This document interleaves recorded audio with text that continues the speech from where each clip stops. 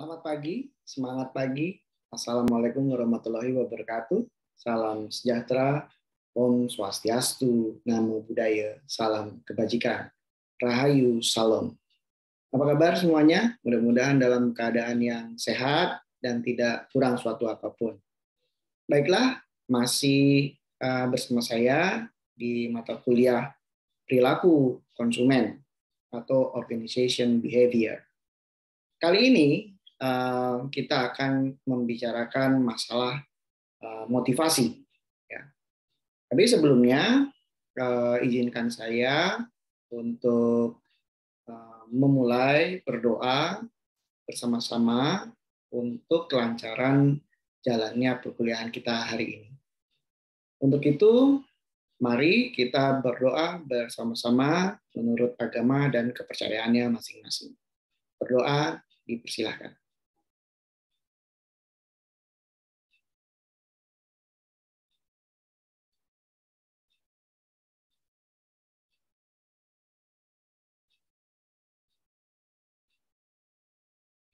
Baiklah, terima kasih. Semoga kalian dalam keadaan yang prima dan siap dalam perkuliahan kita kali ini dan menyerap semua apa yang saya sampaikan, walaupun sifatnya tidak terlalu banyak dan tidak terlalu detail. Maka saya harap kalian bisa menambah wawasan dari apa yang sudah saya sampaikan melalui buku-buku, jurnal, maupun wawasan-wawasan lain yang bisa Anda dapatkan melalui media-media yang tersedia. Baiklah, kali ini sedikit saya bicara tentang motivasi sebelum kita memulai perkuliahan kita kali ini. Sesuai dengan sub capaian pembelajaran mata kuliah perilaku konsumen, kali ini kita membahas tentang motivasi dan keterlibatan. Kerap kali di dunia bisnis, motivasi sangat dibutuhkan bagi pelaku bisnis. Biasanya kalau kita sedang menjalankan bisnis, ini kita terkadang menemui hambatan-hambatan, ya, kemudian menemui tantangan-tantangan yang berbeda dengan kalau kita menjadi karyawan atau pekerja saja. Tantangan di dalam suatu bisnis sangat berat dan beragam. Ya. Kadang kita menyikapinya saja yang harus bagaimana. Mostly tantangan yang ada di bisnis itu sangat unik. Setiap bisnis memiliki uniqueness yang berbeda-beda dalam tantangan-tantangan yang dihadirkan dalam berjalannya suatu usaha atau menjalankan suatu perusahaan. Nah, merintis kesuksesan tidak hanya modal saja yang yang diutamakan, ya, bukan hanya keahlian dalam mencatat saja, ya, tapi juga bukan keahlian untuk menjalankan usaha sesuai dengan aturan atau sesuai dengan standar operation prosedur. Tidak hanya itu, bisnis juga bicara tentang ethics, ya, bicara tentang negotiation, ya, kemudian juga bicara tentang human relation. Nah, di mana setiap kita melakukan hubungan bisnis, maka disitulah ada yang namanya human relation, di mana human relation antara satu pihak dengan pihak yang lainnya ini harus memiliki motivasi. Nah, jika kita dalam menjalankan bisnis kita tidak memiliki motivasi, nah ini sama saja kita tidak memiliki semangat, tidak memiliki apa istilahnya, ya, pendamping semangat untuk terus berusaha walaupun kendala-kendala, tantangan, rintangan terus ada. Tetapi semangat ini atau motivasi ini dibutuhkan. Apa saja motivasinya? Banyak sekali.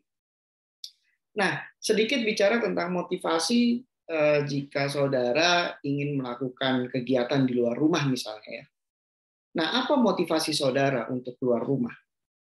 Nah, motivasi itu bisa didapat dari diri kita sendiri atau dari orang lain. Bisa dari pihak kita atau pihak orang lain. Nah, marilah kita lebih membahas lebih dalam lagi tentang motivasi yang kira-kira apa ya yang ada di motivasi. Pertanyaannya adalah, siapakah yang menjadi motivator Anda selama ini? Dalam kehidupan, dalam berbisnis, atau di dalam perpilihan kita kali ini? Baiklah, saya akan sedikit memaparkan tentang apa yang dibahas tentang motivasi dan keterlibatan. Baik, ini topik kita sesuai dengan sub capaian pembelajaran mata kuliah, yaitu motivasi dan keterlibatan. Nah, motivasi itu sendiri. Nah, ini saya coba merangkum ya dari apa yang sudah saya sampaikan tadi di awal. Ini merupakan dorongan yang menggerakkan hati seseorang untuk bersemangat dalam melakukan sesuatu. Nah, kalau kita menjalankan suatu bisnis ya menjalankan bisnis. Kalau kita seorang student ya kita melakukan belajar ya mengerjakan tugas-tugas. Kemudian mau tahu ilmu-ilmu terbaru, mau tahu wawasan-wawasan yang terbaru gitu. Untuk apa? Untuk mencapai tujuan yang diinginkan. Nah, kalau kita di dalam bisnis, tujuan yang diinginkan dalam bisnis itu apa? Ya tidak lain tidak bukan adalah profitability. Tetapi tidak hanya profit saja yang menjadi tujuan, tapi mengembangkan bisnis itu sendiri, mengembangkan skill yang dimiliki, mengembangkan juga yang namanya jaringan yang kita miliki. Nah, bagaimana dengan student misalnya ya? Tujuannya apa? Tujuannya adalah lulus dengan predikat yang mulia. Itulah. Karena sejatinya para student atau para mahasiswa ini adalah peneliti dan juga intelektual muda. Nah, mari kita sama-sama analogi ini kita resapi dalam-dalam supaya bisa menjadi bahan pertimbangan kalian dalam menyerap apa sih yang dimaksud dengan motivasi.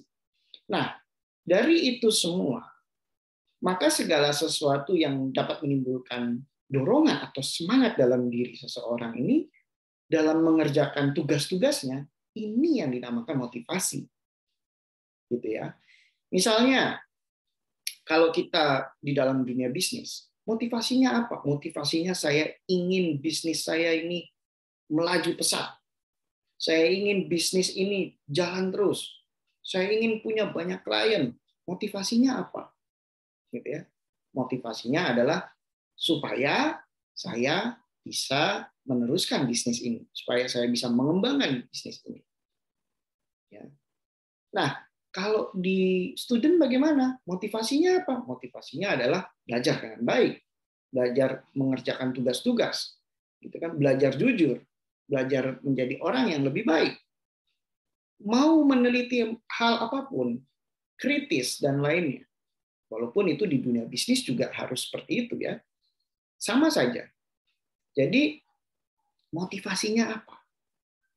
Misalnya kalau kita motivasi ke kampus mau ketemu siapa ya? Oh, mau ketemu si teman kita atau pacar kita. Supaya apa? Supaya semangat belajarnya. Atau sebelum kuliah, saya mau telepon dulu pacar saya, atau saya mau telepon dulu teman-teman saya untuk biar semangat lah kuliah. Gitu. Jadi itulah motivasi. Jadi sesuatu yang membuat seseorang ini memiliki dorongan dan semangat yang kuat untuk melakukan tugas-tugasnya. Nah, hal ini biasa dilakukan oleh setiap orang. Gitu. Namun kita biasanya jarang menyadarinya, gitu ya. Nah, balik lagi bahwa motivasi ini tidak hanya dari orang lain, tetapi dari keinginan kita sendiri itu juga bisa, gitu ya. Contohnya misalnya saya ingin berprestasi di bidang A, mau tidak mau saya harus mengejar dan fokus terhadap apa yang saya cita-citakan. Nah, ini dari diri sendiri. Tetapi ada juga motivasi yang didapat dari orang lain, misalnya berupa nasihat-nasihat mungkin ya, atau juga berupa pandangan-pandangan, atau juga ide-ide ataupun brainstorming dari orang yang kalian ajak bicara atau kalian ajak berkomunikasi, atau bahkan orang yang kalian ajak untuk sharing. Nah, hal inilah yang membuat kita semua bisa semangat terus jalani hidup kita sampai akhir hayat kita nanti. Nah, inilah definisi tentang motivasi. Sedikit saja saya mengulang, saya rasa kalian sudah tahu semua apa yang sudah saya sampaikan barusan. Baiklah. Nah,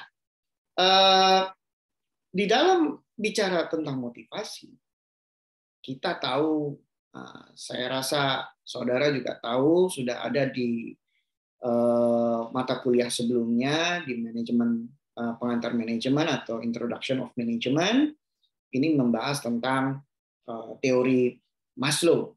Ya, sebetulnya banyak teori tentang motivasi, tetapi kita ambil salah satu saja, yaitu teori Maslow yang kita bahas.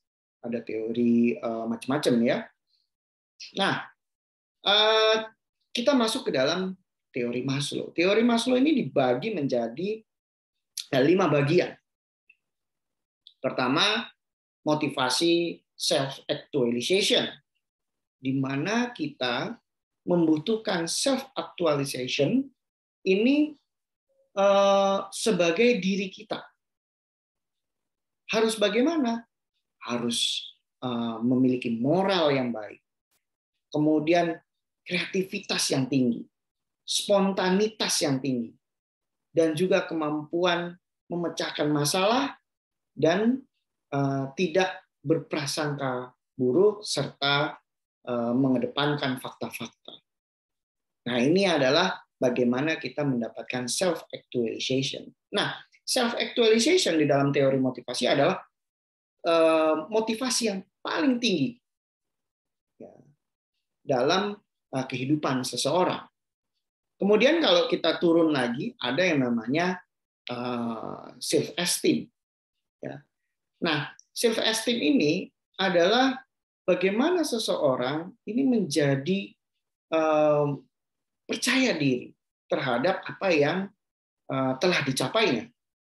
Kemudian juga orang ini atau kita ini bisa menghargai, menghormati orang lain, ya. Dan orang lain juga pasti bisa menghargai diri kita. Jadi ada timbal baliknya, gitu ya.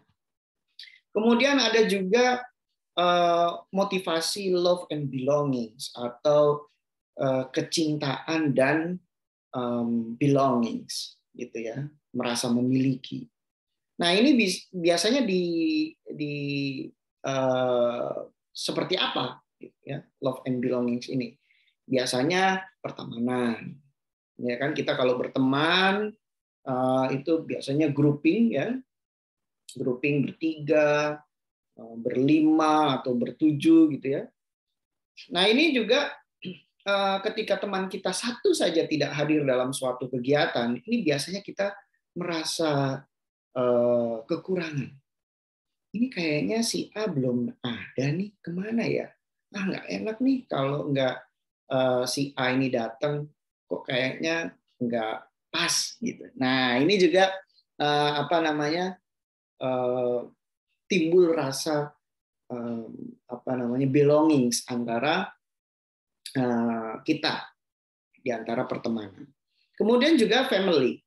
Ketika kita dihadapkan dengan keluarga kita, let's say ada yang meninggal dunia, ninggoy, ada yang ninggoy.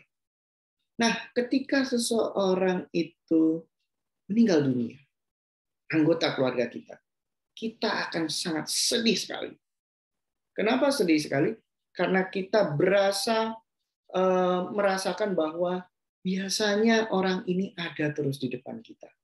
Biasanya orang ini selalu hadir di depan kita. Tiba-tiba dia meninggalkan dunia dan tidak ada lagi di rumah kita misalnya, atau di anggota keluarga kita.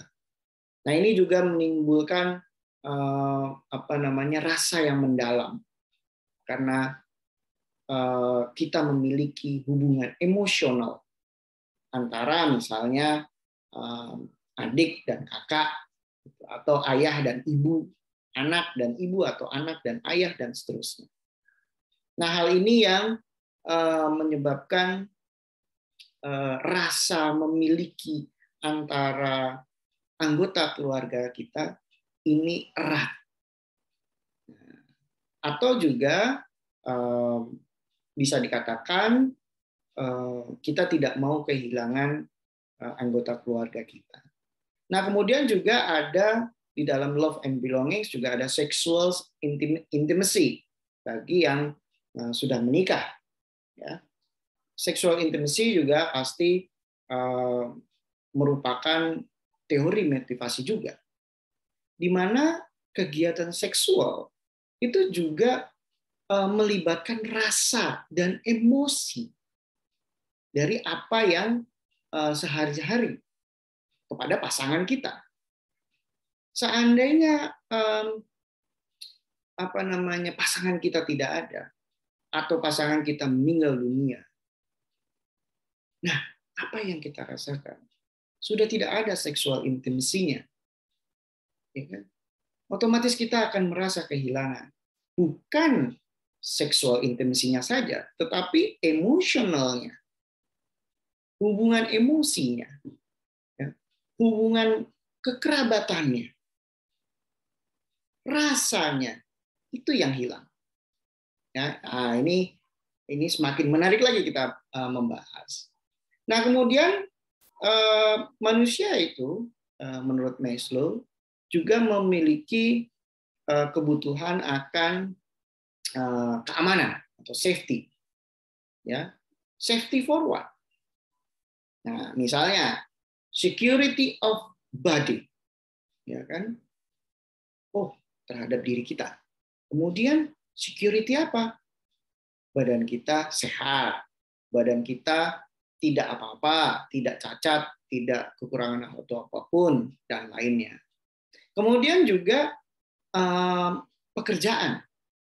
Kita dalam bekerja, kita butuh safety di dalam pekerjaan. Butuh safety-nya apa? Satu, tidak kehilangan pekerjaan, tidak dipecat. Nah, kemudian safety apa lagi? Safety terhadap sumber daya. Sumber daya apa? Biasanya sumber daya itu dari pendapatan yang kita dapatkan, baik itu berupa upah, gaji, hadiah, dan lain-lain. Itu bisa kita katakan bahwa itu merupakan resource. Nah, kalau resource kita ini hilang atau resource kita habis, maka kita merasa tidak aman. Nah, bagaimana caranya kita supaya bisa aman terus? Nah, makanya kita harus tetap berusaha. Supaya apa? Supaya kita bisa mendapatkan safety dari kehidupan kita. Kemudian juga morality, ya, the family, kesehatan, juga property. Ya. Oh, biasa kita punya rumah, tiba-tiba rumahnya disita gara-gara korupsi, ya. Kemudian rumah disita, harta benda disita, mobil disita, apa segala macam disita. Artinya dia sudah tidak safety lagi. Akibat apa? Akibat perbuatan tidak baik karena korupsi misalnya. Nah, ini jadi manusia itu butuh safety, ya. Safety-nya seperti apa tadi sudah saya jelaskan. Nah, kemudian psychological. Motivasi dalam psychological. Ini biasanya lebih ke psikologi kita, gitu ya, seperti bernafas, kemudian kebutuhan akan makanan, minuman, ya, seks, tidur, kemudian dan lainnya, gitu ya. Sehingga apa? Sehingga tidak hanya kebutuhan diri kita saja, tetapi kebutuhan psikologikal kita. Jadi tidak hanya tubuh saja, tetapi pikiran kita juga, gitu ya. Sehingga semualah lengkap dari teori motivasi Maslow. Nah, jadi di dalam motivasi kita membutuhkan self actualization di dalam kehidupan kita ya, kemudian self esteem, love and belongings, safety for our body, for the property, family, dan juga yang terakhir adalah motivation of psychological, ya, kebutuhan dasarnya. Nah, ini tadi teori motivasi dari Maslow. Oke. Nah, kemudian dinamika proses motivasi itu sendiri bagaimana? Nah, baru kita sebut proses-prosesnya ini. Ya. Tahap pertama adalah kita harus menetapkan tujuan. Tujuannya apa dulu? Kita mau apa dulu? Ya, mau kemana kita? Ya. Kemudian langkah berikutnya adalah mengetahui kepentingannya apa. Jadi kalau tujuannya misalnya tujuannya apa? Tujuannya adalah mengembangkan bisnis. Kepentingannya apa? Kepentingannya adalah supaya bisnis tambah besar dan bisa melebarkan sayap lagi. Itu ya kepentingannya misalnya. Kemudian langkah berikutnya adalah komunikasi yang efektif. Nah, kalau sudah tujuan punya, terus kepentingan sudah, komunikasinya harus efektif, baik komunikasi internal dengan para employee, ya, tetapi juga eksternal dengan para stakeholders, gitu ya, baik itu suppliers, ya, kemudian klien, dan juga government mungkin ya, kalau kita berkomunikasi, atau juga dengan para customer, ya, klien atau customer. Nah, ini komunikasinya harus efektif. Tidak boleh yang namanya komunikasi tersendat. Harus terus dijalin, harus terus, tidak boleh capek-capek mengingatkan komunikasi yang hangat gitu. Nah, ada biasanya saya udah nawarin sesuatu, penawaran juga sudah saya kirimkan tapi nggak dibalas, saya jadi males nih komunikasi sama orang itu, atau saya jadi malas komunikasi sama karyawan PT itu tuh. Gitu. Nah, ini nggak boleh. Jadi yang namanya komunikasi harus efektif dan terus dilakukan, harus sustainable. Gitu.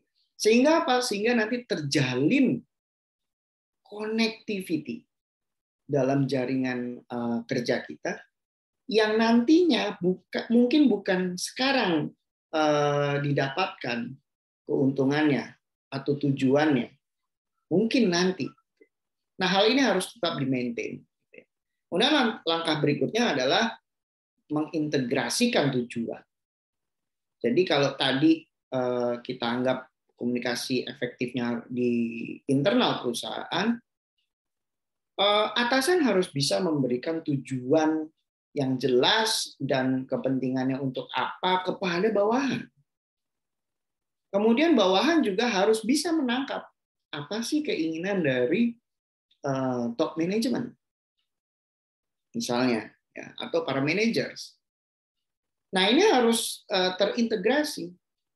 Kalau tidak terintegrasi, maka persepsi-persepsi yang ada, baik persepsi di top management, di middle management, maupun di lower management, ini akan berbeda-beda. Dan hasilnya pun pasti nanti akan berbeda juga. Nah, besar harapan saya bahwa komunikasi yang baik ini akan membuahkan tujuan dan kepentingan bersama dalam mensukseskan apapun yang kalian lakukan. Baik itu di dalam dunia bisnis, dunia pekerjaan, bahkan mungkin di dunia pribadi kalian. Nah, hal ini yang harus terus tetap dilanjutkan gitu ya, dengan komunikasi yang baik, sehingga integrasi tujuan-tujuan di setiap divisi-divisi di dalam suatu bisnis ini bisa terangkum, bukan hanya terangkum tetapi terintegrasi menjadi satu gitu ya, dengan tujuan yang sama gitu. Nah, kemudian tidak lupa di dalam proses motivasi, hal yang paling penting adalah fasilitas. Semua kegiatan di dalam dunia bisnis atau di dalam suatu perusahaan harus ada fasilitas, baik itu fasilitas yang kecil maupun fasilitas yang besar, gitu ya. Hal ini harus saling bisa tercover, karena kalau dengan tugas-tugas yang berat tetapi fasilitasnya tidak mumpuni, maka nanti yang terjadi adalah ya kita susah juga untuk bisa mencapai tujuan dengan mudah gitu ya. Oke. Nah, ini tadi dinamika proses motivasi. Kemudian kalau kita bicara tadi motivasi sudah, yang kita lakukan juga sudah sebagai pebisnis gitu ya. Mari kita lihat bersama bagaimana sih kalau tujuan motivasinya konsumen itu apa. Nah, tujuan motivasi konsumen itu yang pertama adalah bagaimana dia bisa meningkatkan kepuasan dari kebutuhan atau keinginan yang dia miliki gitu ya, dalam konteksnya dalam membeli barang ataupun jasa yang kita tawarkan pastinya.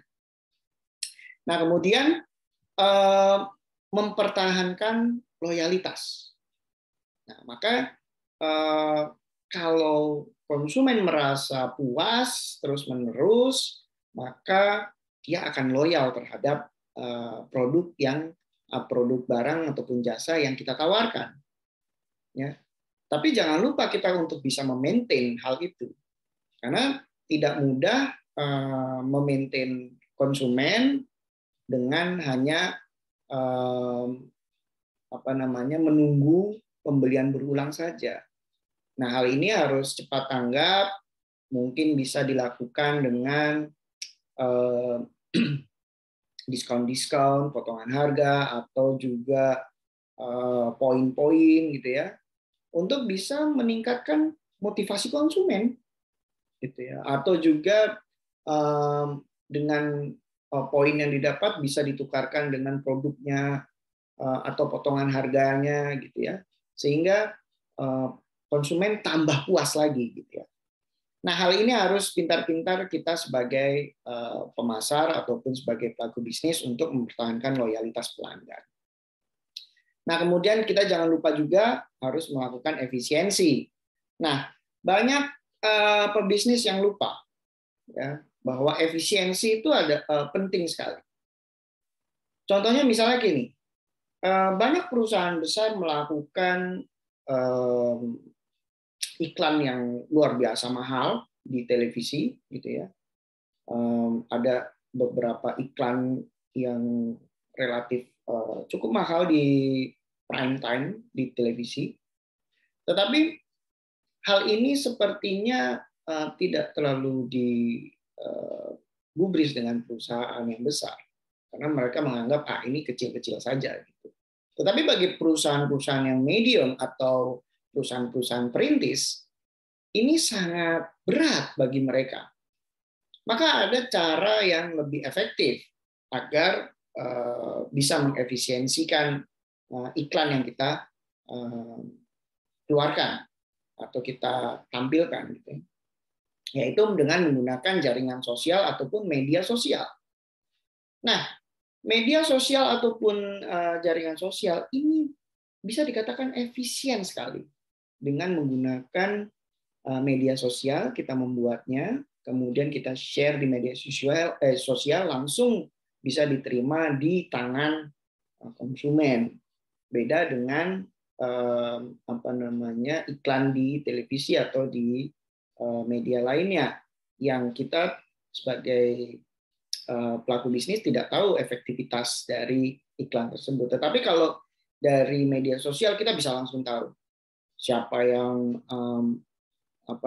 menambahkan like atau men-tag atau juga men-subscribe channel kita. Ini bisa dikatakan langkah-langkah yang efisien bagi pebisnis, terutama pebisnis perintisan dan juga pebisnis medium atau small medium enterprise. Ya, ini juga salah satu cara untuk meminimalkan budget. Ya, jadi bisa efisien gitu ya budget iklannya. Baik, setelah itu efektivitas. Nah, tadi ya, ini sudah saya bahas. Kalau sudah efisien dengan media sosial ataupun jaringan sosial, maka relatif lebih efektif dibandingkan iklan yang ada di billboard atau di TV gitu ya. Pasti lebih efektif karena langsung di tangan gadgetnya konsumen, gitu ya. Kemudian menciptakan hubungan produsen dengan konsumen jadi lebih erat. Kenapa dikatakan lebih erat? Karena dari situ ya kita bisa lihat komennya. Kalau kita menggunakan media sosial ataupun jaringan sosial, kita bisa lihat langsung komennya konsumen itu seperti apa. Apakah komennya baik? Apakah ada komplain? Itu langsung di situ dan terlihat, dan semua orang bisa langsung baca. Nah, kalau semua orang bisa langsung lihat dan baca, ini artinya hubungan antara produsen dan konsumen ini terjalin erat. Semakin banyak yang ikut channel perusahaan kita atau ikut follow akun, misalnya akun IG kita, akun LinkedIn kita, atau akun YouTube official kita, ini kita bisa langsung melihat berapa sih sebetulnya efektifnya dari iklan yang kita barusan bikin gitu ya. Berapa sih yang like? Wah, berapa sih yang nge-subscribe? Ya kan? Nah, hal ini bisa kita langsung lihat gitu ya, dan menjadi efektif dan efisien. Apalagi kayaknya YouTube juga menghilangkan tombol dislike. Nah, itu suatu keuntungan buat para pebisnis sebetulnya ya. Nah, makanya kita harus banyak-banyak menggali tentang banyak hal yang mendukung aktivitas kita sehari-hari. Nah, inilah tadi tujuan motivasi konsumen kalau dilihat dari sisi konsumen ya. Jadi konsumen juga bisa langsung komen di akun kita ya. Atau juga kita menyiapkan admin bot ya, admin bot untuk bisa mendapatkan kritikan-kritikan atau komplain-komplain atau bahkan pujian-pujian dari konsumen ketika mereka beli langsung. Nah, ada beberapa hal yang menarik sebetulnya ketika konsumen melakukan pembelian. Kalau saya ambil contoh di pasar platform ya, seperti toko hijau atau toko orange gitu ya. Ini juga pedagang-pedagang atau penjual-penjual barang yang ada di toko orange dan toko hijau ini ada yang unik yang mereka syaratkan. Jadi mereka biasanya kalau barang sudah sampai, tolong unboxing direkam di dalam bentuk video. Nah, kemudian videonya diunggah di komentar toko mereka. Nah, ini otomatis pelanggan lain yang menggunakan aplikasi toko hijau dan toko orange atau yang lainnya, ini pasti langsung lihat, oh ini bagus ini, ya kan, packagingnya rapi. nggak berantakan, nyampe tidak tumpah, nyampe tidak berantakan, tidak ada yang pecah, tidak ada yang patah dan lain-lain. Otomatis apa? Otomatis terciptanya hubungan antara si penjual dan pembeli dengan baik. Nah, hal ini menguatkan konsumen atau memotivasi konsumen untuk terus datang ke toko kita atau datang ke perusahaan kita membeli produk, barang maupun jasa yang kita tawarkan, gitu kira-kira. Oke, nah barulah kemudian kita masuk ke dalam bahasan yang kedua, yaitu involvement atau keterlibatan. Nah, involvement di sini maksudnya konsumen terlibat di dalam proses dalam menentukan suatu produk atau pemasaran suatu produk. Jadi bisa dikatakan bahwa keterlibatan konsumen ini merupakan status motivasi yang menggerakkan serta mengarahkan proses perilaku konsumen pada saat mereka membuat suatu keputusan, yaitu pembelian. Ya. Nah, contohnya banyak sekali. Ya, ketika konsumen ini membeli suatu produk, terus produknya habis dikonsumsi, dan ketika sudah habis, maka dia datang lagi ke toko itu, dan apakah produk ini masih ada? Atau apakah produk ini mengandung zat ini? Apakah produk ini aman dikonsumsi? Nah, itu banyak pertanyaan ketika konsumen cocok terhadap produk itu, kemudian ingin berkomunikasi dengan kita sebagai penjual atau kita sebagai produsen suatu produk, barang ataupun jasa.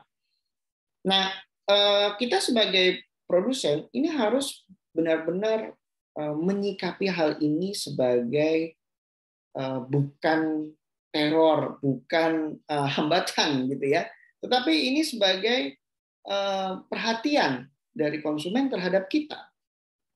Pertanyaannya memang kadang macam-macam gitu ya, tidak selalu produknya gitu. Tetapi bagaimana kita please the customer, bagaimana kita menghargai si pelanggan kita, gitu ya. Supaya apa? Supaya dia terus mau beli barang ataupun jasa yang kita tawarkan, jangan sampai lepas gitu ya. Nah, kita sebagai marketer atau pemasar, kita harus bisa meyakinkan ini produk bagus, ini manfaatnya ini, kemudian memang kita dalam pengembangan produk misalnya gitu ya, mudah-mudahan masukan dari para pelanggan menjadi input besar buat kami untuk mengembangkan produk seperti apa yang diinginkan atau dibutuhkan pelanggan misalnya gitu. Nah, ini harus kita bisa menghargai, ya, kemudian melayani customer atau pelanggan dengan baik. Nah, ini tadi sedikit tentang pembahasan keterlibatan konsumen secara definisi.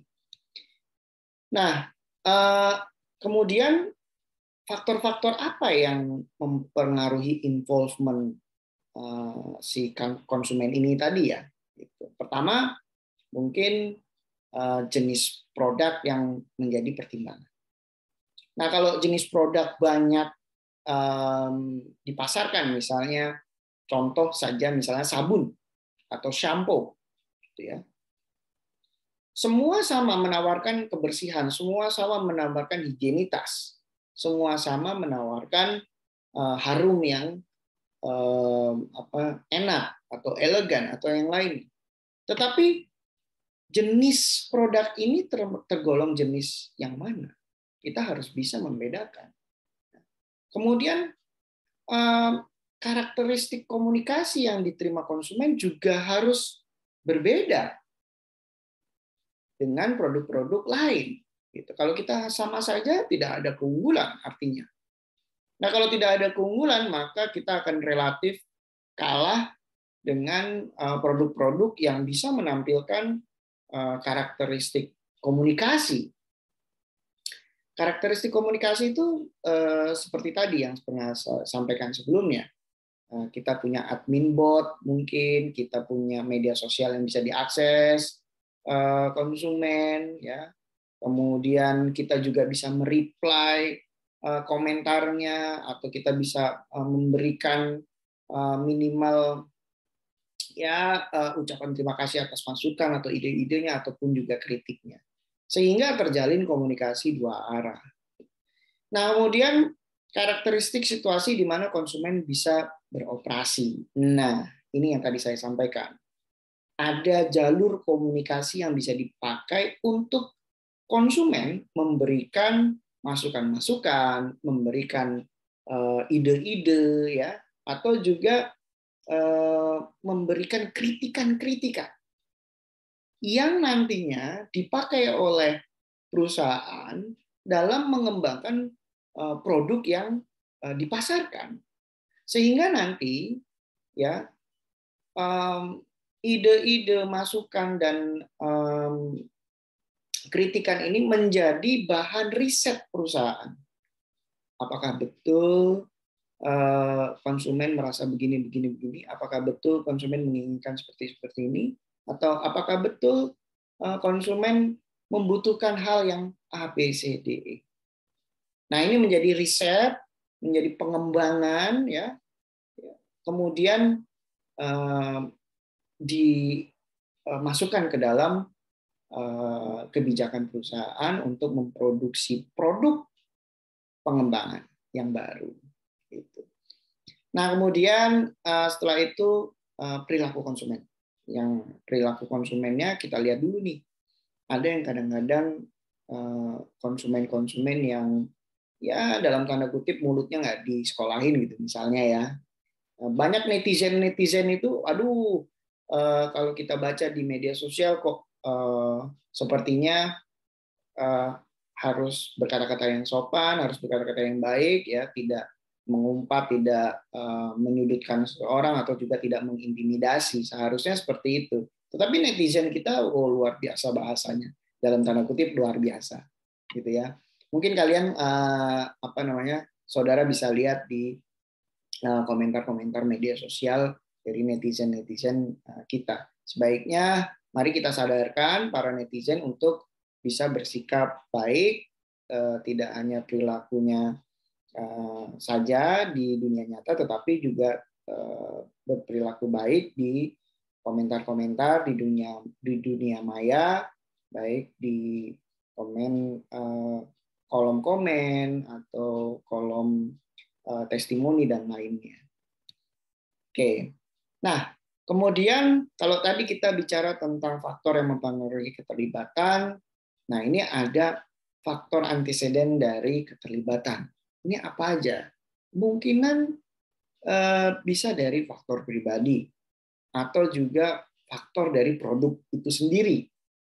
Kemudian faktor situasi yang bisa menimbulkan anteseden dari apa yang sudah saya sampaikan sebelumnya.